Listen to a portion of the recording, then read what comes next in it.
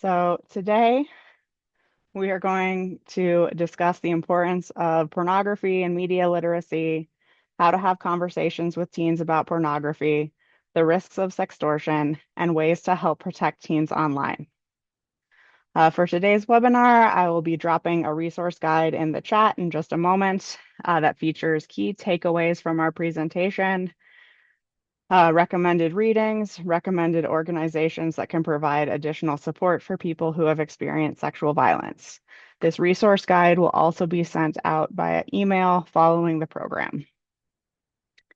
Any questions throughout the webinar can be submitted into the Q&A feature of Zoom or in the chat. We will answer as many questions as we can at the end of the presentation.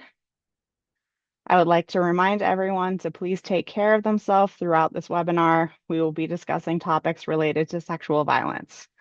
So if you need to step away, or take a moment to engage in self-care, I invite and encourage you to do so. Our hotline is available if you need additional support, and that number will be listed at the bottom of all non-title slides. Now I would like to welcome our main speakers for today, Laurel Champlin and Ashley O'Day.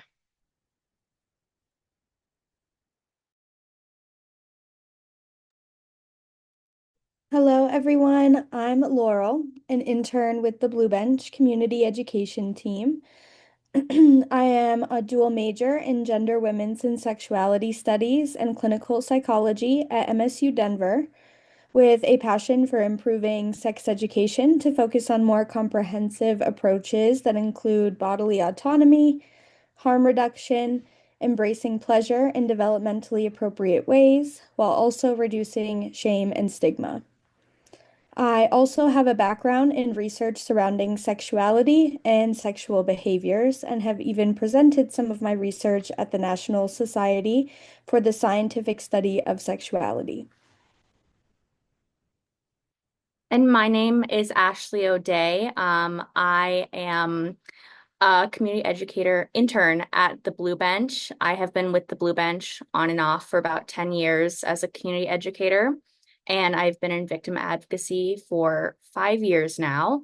I am a criminal justice major at MSU Denver, and I have a particular interest in victimology.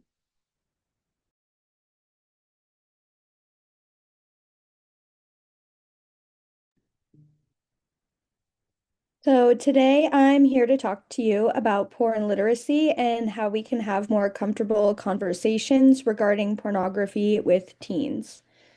Our goal here is to have you leave with an understanding of what media literacy and porn literacy are, why they are important, and the messaging in pornography that we should be critical of, and how to have constructive and healthy conversations with adolescents about what they should look out for if and when they see or view pornography to keep them safe and to help ensure healthy interpersonal and sexual relationships when they are ready.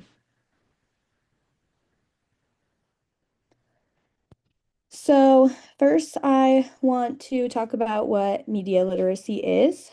Media literacy is the ability to critically decode messages from media and the systems in which media exist in, and to assess the influence of messages we receive from media and how these messages influence our thoughts, feelings, and behaviors. To be media literate means we're able to avoid manipulative messaging while being less likely to internalize harmful messaging and to have increased safety because of the ability to be critical of media, as mentioned before.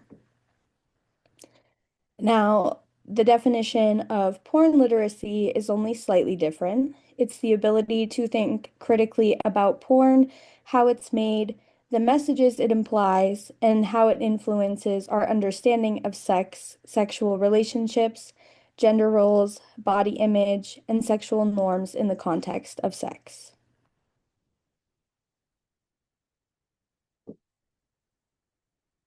Research from Fritz in 2020 shows that pornography is one of the most widely accessed sources of sexual imagery and information, especially in contexts where sex ed is limited.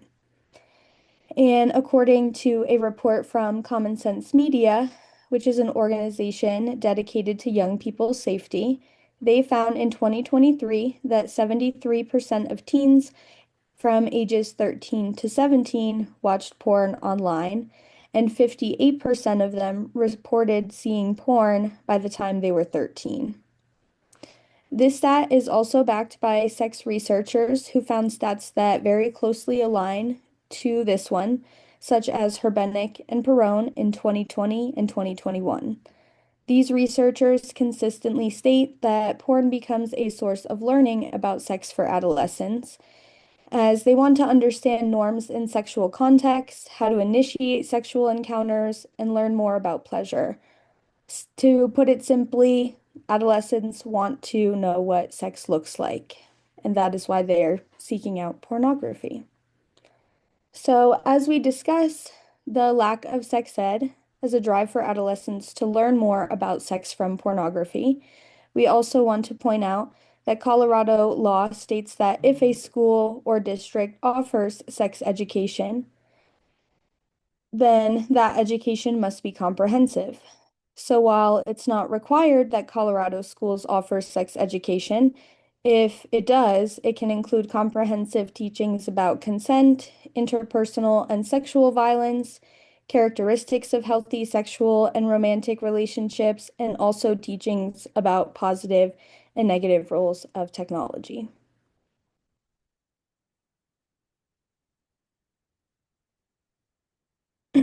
So now we're going to speak directly to the messages, perceptions, and representations that everyone should be critical of when it comes to pornography.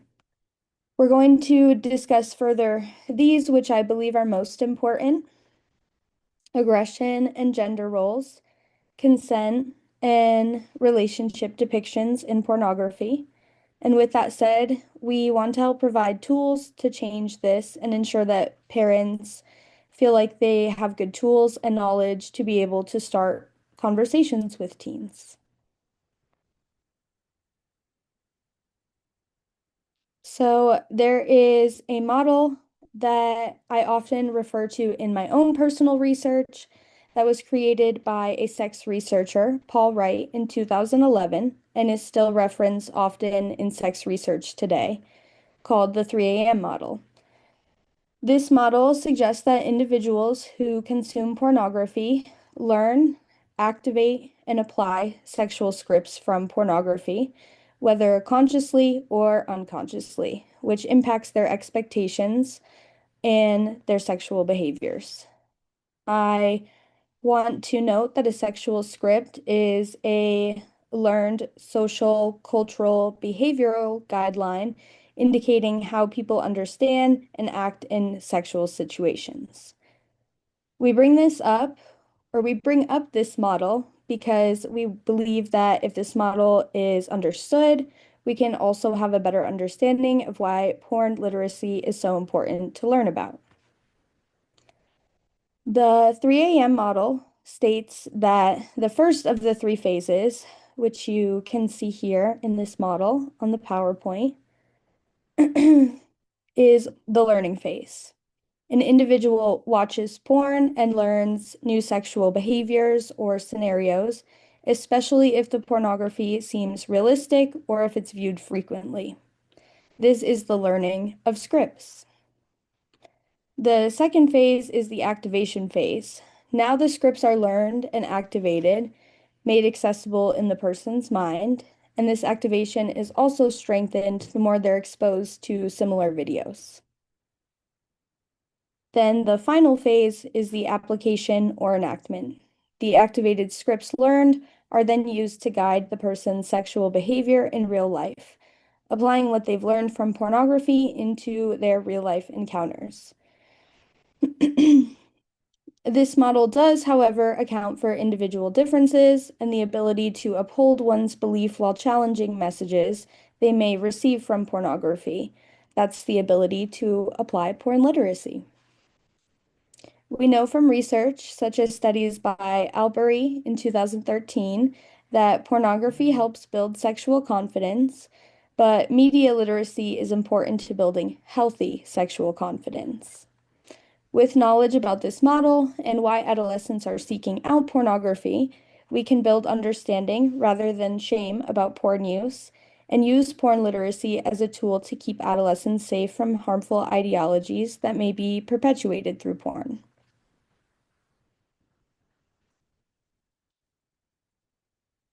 I personally love to start with stats and facts. So, um, in previously mentioned study by Fritz in 2020, over 4,000 porn videos from mainstream pornography sites, specifically Pornhub and X videos, were analyzed, and the study concluded that 45% of Pornhub content and 35% of X videos content contained at least one act of aggression, which in research, aggression in porn is typically described as spanking, slapping, pulling hair, choking, etc. Within these videos, 97% of the aggression was initiated by a man towards a woman. So, with acknowledgement to the 3AM model discussed before and social cognitive theory, we know that seeing aggressive behaviors depicted as pleasurable in porn means that consumers are more likely to learn and apply those behaviors, and that those behaviors are believed to be not just normal, but desired because of such depiction. Since these behaviors are typically targeted towards women, it implies that women specifically desire these aggressive behaviors to be done onto them, which makes these behaviors understood as a norm for a man to act out on a woman, setting up harmful ideologies about gender roles in the context of sexual encounters and glorifying aggression. We want adolescents to know that what they see in pornography is not often how real sexual encounters play out, and that they're not accurate representations of what sex often really looks like.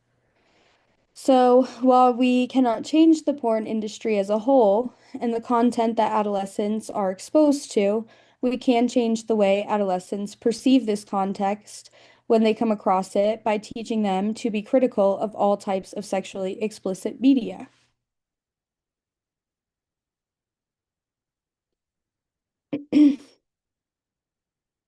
So, consent is something that's rarely depicted in pornography. It's not often that you see pornographic videos that show conversation about consent between actors. Instead, porn often uses nonverbal cues of excitement or pleasure to imply consent. We believe this is a key issue to address because, calling back to learning sexual scripts, we want adolescents to know that they need to have clear, enthusiastic, verbal consent to sexual acts. We here at the Blue Bench teach this in our community education programs. And we also state within these programs that consent should be initiated for each behavior. We want adolescents to know that consent is necessary and it's extremely important to ensure safety, comfort, and build healthy relationships. In a few, Ashley will touch a little bit more on consent and how we here at the Blue Bench talk about consent within our community education programs as well.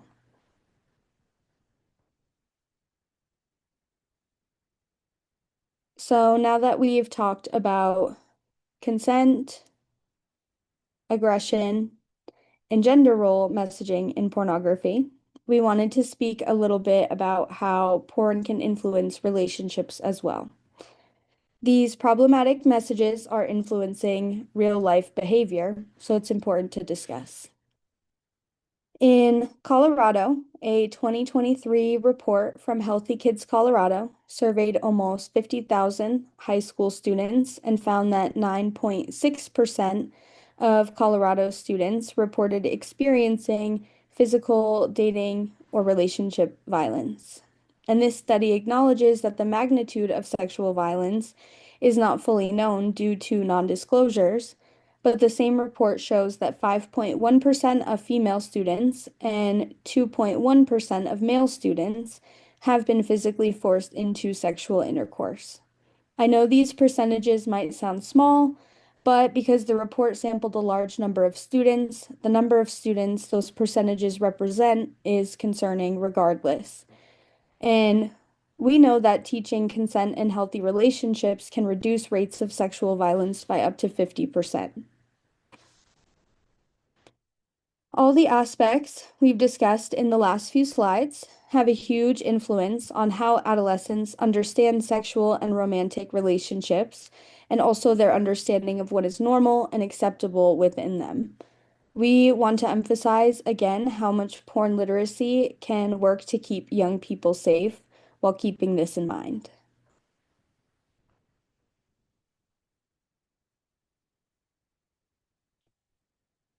So, when does viewing porn become a problem? While research from Common Sense Media shows that it is unlikely for teens to develop an issue with overconsumption of pornography, there are still things to look out for and be aware of as adolescents get to an age where they might be exposed to that type of content. The research shows that porn might become an issue if you find an adolescent is becoming avoidant of real life connections with peers, spending an increased amount of time isolating with technology, or possibly watching pornography, or if it seems like they might be in distress due to exposure of pornography.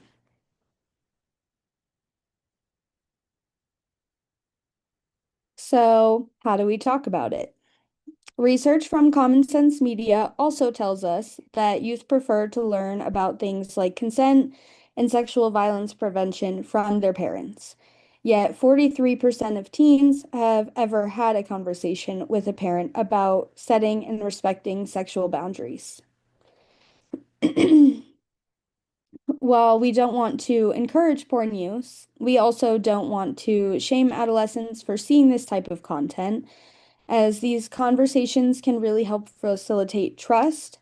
And the more that these conversations surrounding the topic happen, the more likely adolescents are to talk with a trusted adult about them, tell an adult when something makes them uncomfortable, or ask questions. Remind adolescents that you trust them, but you are here to offer them tools. You don't want to talk about all of these things at once. This is a conversation that is best to have gradually over time, and that is proven to also build trust and ease. Setting boundaries about sexually explicit material in your home is also always encouraged.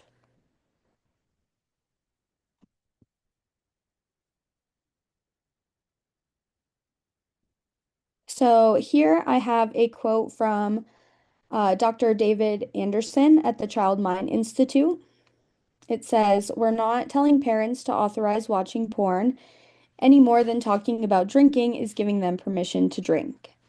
This quote paints a picture of how much it can help to have conversations about things that we don't want to encourage adolescents to engage in, but that should still be addressed to keep them aware of realities and to keep them safe.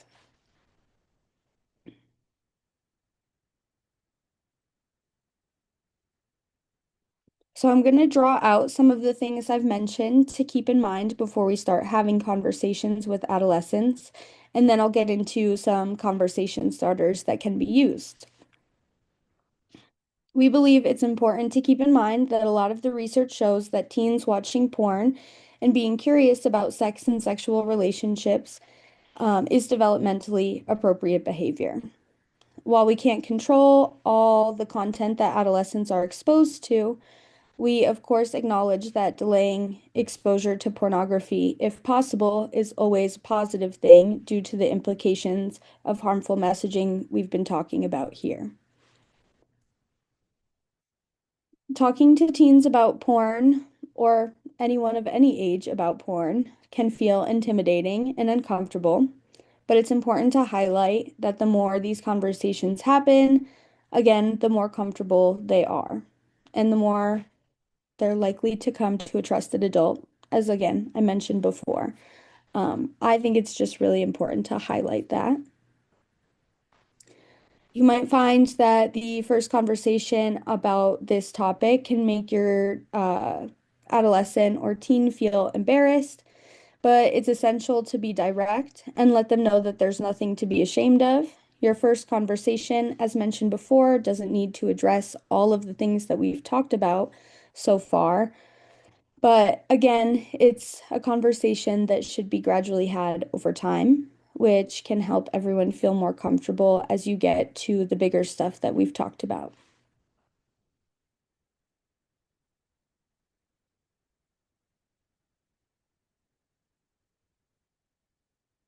So here, I'm going to reiterate again some of those key points um, for conversations while giving you conversation starters now.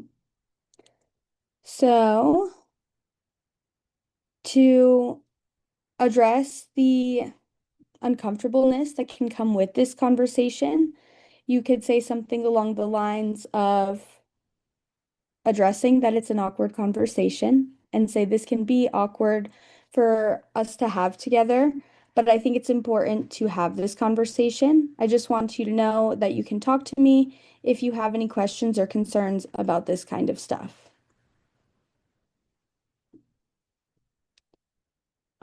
Building up trust to talk about these things with a trusted adult can look something along the lines of saying, I want you to know that I trust you and your ability to make good decisions for yourself. However, I think we should talk about some of the things you might see online and how important it is to be critical of them.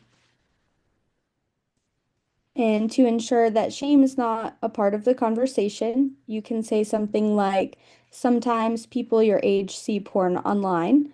I want you to know that that's nothing to be ashamed of. I just want to keep you safe in the online spaces because things can get really weird online. You can also always define what porn is as well. So here's a conversation starter that can help set realistic expectations. You might have heard kids at school talking or joking about porn. Porn is media that shows nudity or sex intended to create sexual feelings.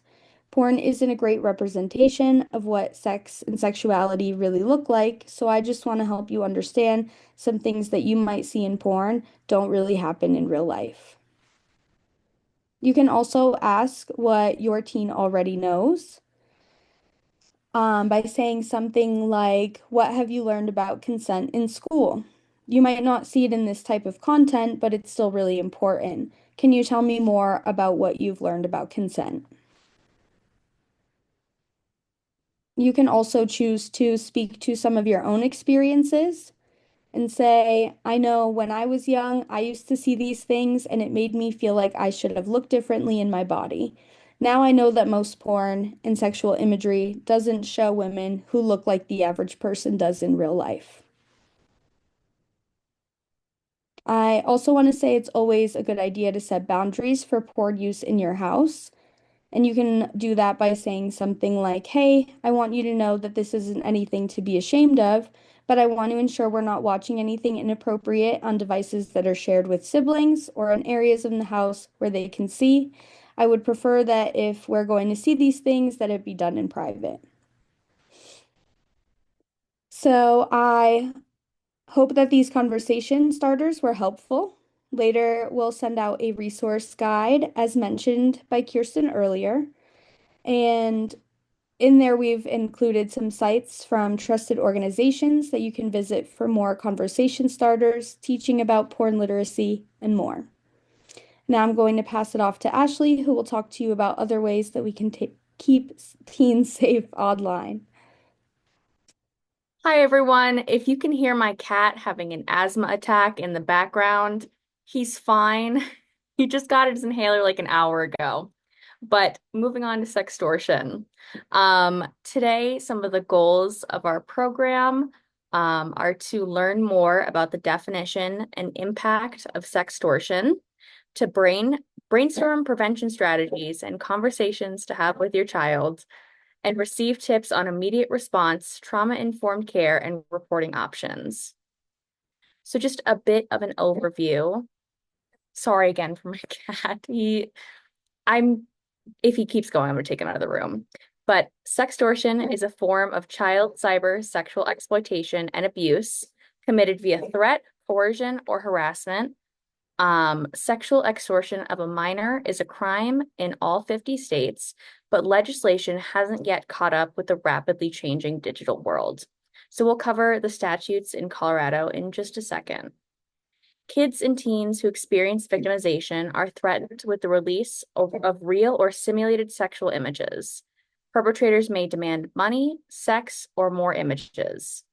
With artificial intelligence platforms such as Sora AI becoming mainstream, 13% of teens impacted by sextortion report that compromising images were never actually sent, but instead are deepfake AI images. It's a report by Thorne from 2025. Children often believe they are communicating with a peer, but in most cases of financial sextortion, the extortionist is residing internationally and using fake images, which is known as catfishing. According to the National Center for Missing and Exploited Children, 1 in 3 children know the perpetrator in real life. 2022 research conducted again by Thorne reports that 40% of minors have experienced requests from strangers for nude images online within the first message, including roughly 1 in 4 children aged 9 to 12 years old. A significant number of survivors don't report due to embarrassment, shame, and self-blame. I'm sure we can all remember being teenagers, so it's important to recognize that young people are often unprepared to handle something of this magnitude on their own. We'll be diving into ways parents can foster an environment where they feel comfortable coming forward about situations online that make them feel uncomfortable. Sextortion is relatively new territory for many parents, law enforcement officers, and advocates. But today we'll be covering practical ways to understand, prevent, and respond to cyber victimization. I hope to empower you all with the tools to feel confident in helping your teens safely navigate digital spaces. So now going into the statutes, many states lack specific statutes on sextortion, but in Colorado, the perpetrator may be charged with unlawful sexual contact, internet sexual exploitation of a child, sexual exploitation of children, extortion, or computer crimes, which is a more general charge. There are different forms of sextortion. There is traditional sextortion, in which a child is blackmailed in exchange for more compromising images. Financial sextortion, where the perpetrator demands money to keep the photos private. And cyberbullying and teen dating violence. As a significant number of survivors know the perpetrator in person, many cases can be attributed to cyberbullying or teen dating violence. The offender can use the material to affect the victim's social life, employment, or to keep them in a relationship. And you might be asking, who may be more vulnerable to sextortion? So children of all ethnicities, socioeconomic statuses, and genders are affected by sextortion. 1 in 6 victims were younger than 12 years old when they experienced sextortion, with the FBI reporting that data has been collected on children as young as 8 years old. 1 in 5 teens reported experiencing sextortion, and nearly 15% reported engaging in self-harm after victimization, according to a report by Ray in 2024. LGBT youth are disproportionately impacted by sextortion, as many queer youth turn to online spaces to feel a sense of community. The rates of self-injury nearly triple when the victim is LGBT. This is a report by Thorne. As you can see, the rates of self-injury amongst LGBT youth is at 28% compared to 10% of the general population affected by sextortion.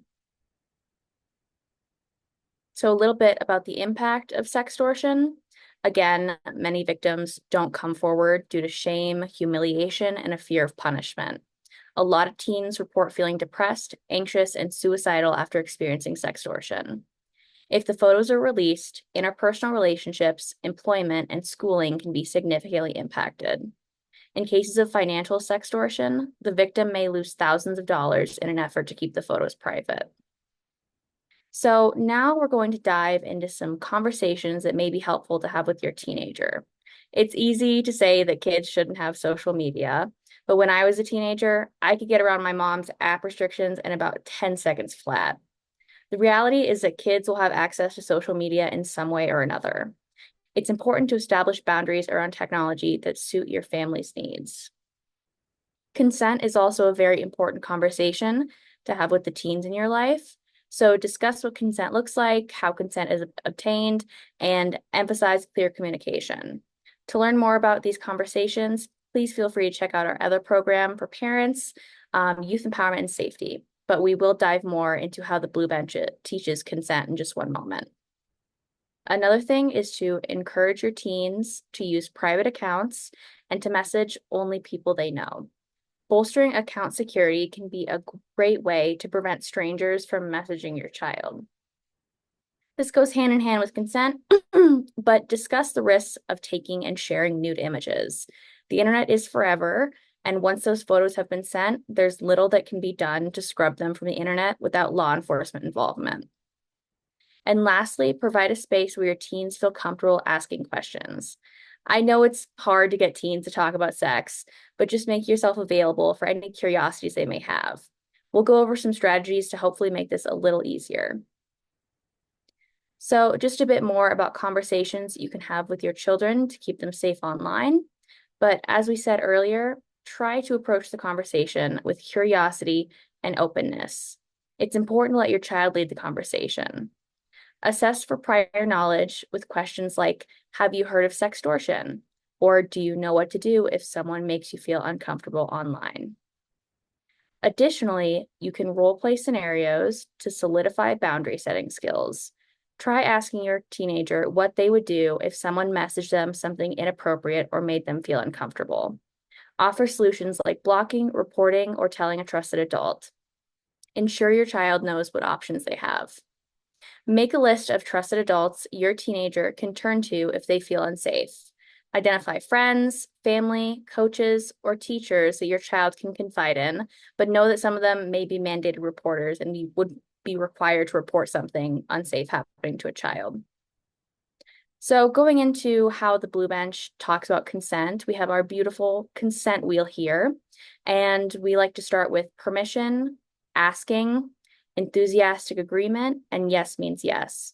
A little bit about yes means yes is you've probably heard of no means no before, but we like to go with the model of enthusiastic agreement, and the absence of a no does not mean a yes. We also encourage free will and equal power, mutual agreement, clearly communicated and specific named activities. It is the initiator's responsibility to obtain consent. It is present every time, can be withdrawn, and within the ages of consent. And we'll talk a bit more about the ages of consent in just one moment. There are some times when consent is not possible, such as when force, pressure, and/or coercion are present. A person is incapacitated by drugs and/or alcohol. A person is unconscious, asleep, or physically helpless and unable to communicate their unwillingness to act. A person has an intellectual or developmental disability that renders them unable to judge the nature of the other person's conduct, and outside the ages of consent. So you may be asking, what is the age of consent in Colorado? It's 17, so after 17, there are no rules around how much older someone's sexual partner can be unless the older person is in a position of trust. Sexual contact between a minor and a person in a position of trust is never legal. For 13 and 14-year-olds, it's no more than 3 years older. 15 and 16-years old, no more than 9 years older. Again, it is always the responsibility of the older party to know if consent is possible. And in cases of sextortion, it is important to note that equal power is never present. The perpetrator has the potential to cause incredible damage. When the perpetrator has the power to destroy someone's life, consent is not possible. So going into the immediate response of the event that sextortion does occur, we're going to discuss some important steps to ensure immediate safety. So first things first, do not send money to the offender. If money has already been sent, don't send more. Cease contact with the offender. And I know it would be my first instinct to message them and threaten to involve law enforcement, but that could really escalate the situation. Block the offender's account and secure the child's account. It may be tempting to deactivate the account, but doing so can compromise forensic evidence. And in saying that, I do want to highlight that reporting to law enforcement may not be the best option for every family. We're going to be covering reporting options in addition to non-law enforcement resources. Now into trauma-informed care. If your child discloses cyber victimization, the first thing you should do is take a deep breath. It's natural to want to respond with anger, but that can increase the strain on your child's emotional well-being. Whatever you may be feeling, they're feeling it too. Respond with empathy, compassion, and care. Reassure them that what happened to them is not their fault. No one deserves to experience this. Remember that they were the victim of a crime and you are there to help. Many teens hesitate to report due to fear of technology being taken away, but it's important to set technology boundaries that fit your needs and parenting style. If technology is taken away, make a plan to stay connected with friends, family, and loved ones. This can look like a family computer, a flip phone, or even writing letters. That's what I had to do when I got grounded. But lastly, and perhaps most importantly, ask your child about their feelings. Teenagers are impulsive and may feel trapped by their emotions. Ask if they're thinking about hurting themselves and seek support depending on the answer. Support looks different for everyone, so we're going to be providing those formal resources, but it can also take the form of neighborhoods, friends, family, or the school. Now, to wrap things up, we are going to be covering some more resources that may be helpful. The first reporting option is the National Center for Missing and Exploited Children's Cyber Tip Line. I affectionately refer to them as NECMEC, but they have a takedown program, which my colleague Kirsten has said is very effective, and it scrubs images of child exploitation off the internet. Know to Protect is the Department of Homeland Security's website on sextortion. They have a list of federal and state resources that can support you or your family. Thorn also has great information to learn more about sextortion. They have content based on conversations to have with your teens, statistics, and local resources. The final resource is the National Crisis Hotline. If your child is emotionally impacted by sextortion, they can provide immediate support 24/7 and assess further to determine if a higher level of care is needed. Now we're going to open things up to questions. All right, we did get one question in the chat. If anyone has any other questions, you can either put them in the chat or the Q&A box, and I will be reading them out. So, how can parents subtly monitor their kids' use of technology in general and porn in particular?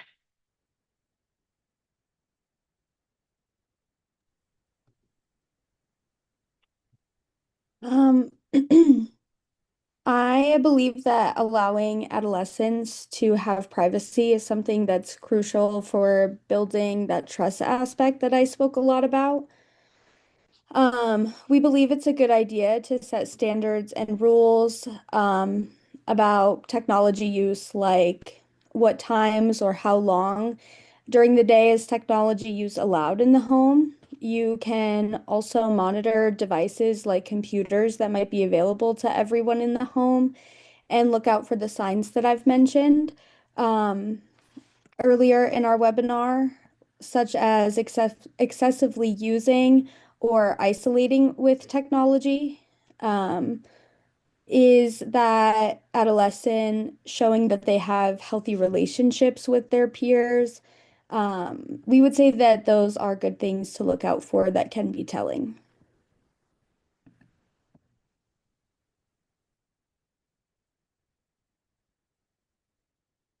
All right. I do not see any other open questions. Thank you, Laurel.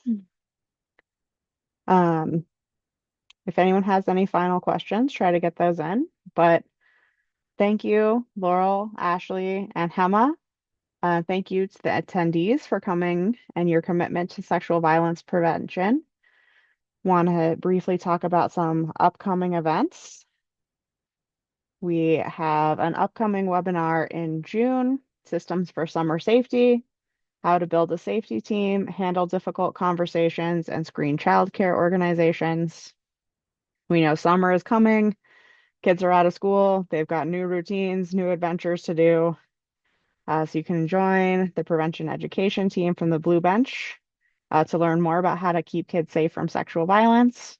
We will be discussing red flags to watch out for, how to build a safety team for children, how to navigate difficult conversations with other adults around child sex abuse safety, how to screen childcare organizations for safety, and how to responsibly handle disclosures of sexual violence or abuse. If you're interested, please follow the Blue Bench on social media. We regularly post educational tips, community resources, and upcoming events. You could also sign up for our newsletter for quick organizational updates and news. And of course, we will be sending our resource guide in a follow-up email either today or tomorrow after the webinar. And lastly, if you're able, um, if you could please share your thoughts and feedback in our quick survey. As the person who handles most of the data, that really helps me out a lot. It helps us improve our programs and helps us be accountable to funders. And if you are able and willing, consider donating to the Blue Bench to support our community education programs. The more we can expand our prevention efforts, the safer our community becomes for everyone. Thank you so much. I hope you have a great rest of your day. Thank you, everyone. Thank you.